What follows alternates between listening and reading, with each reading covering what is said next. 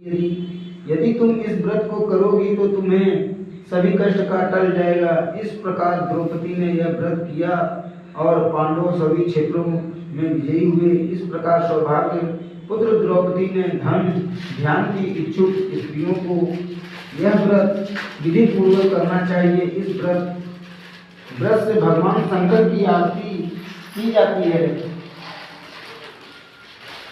करवा चौथ व्रत कथा तीसरा। एक ब्राह्मण परिवार में 7 बहुएं थीं। 6 बहुओं से मायके वाले बहुत अमीर थे। इसी कारण ससुराल में उनका बड़ा मान था, परंतु छोटी के मायके में कोई न था। वह घर का सारा काम काज करती, सबकी सेवा करती, पर कोई भी उसे प्यार नहीं करता। सभी दुखद दृढ़कारते रहते। तीज त्योहार पर भी जब उसके मायके से कोई न आता तो वह बहुत दुखी होती। हर वर्ष की तरह इस वर्ष भी करवा चौथ व्रत का आया। अन्य बहुओं के मायके से उसके छोटे भाई करवा लेकर आए, पर छोटी के मायके में यदि कोई होता तो करवा भी लेकर आता।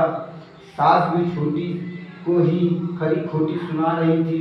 वह दुखी होकर घर से निकल पड़ी और जंगल में जाकर रोने लगी। एक नाग बहुत देर से उसका रोना सुन रहा था।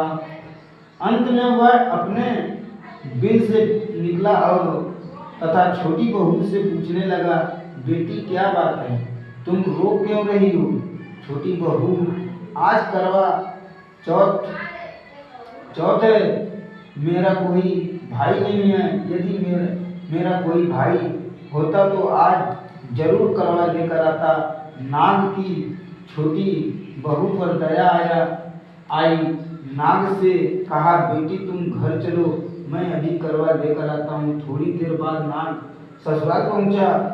ससुराल वाले इतना सामान देखकर चकित हो गए। सास की प्रशंसा हो गई। सास ने प्रश्न मन से छोटी बहू को नाग देवता के साथ भेज दिया।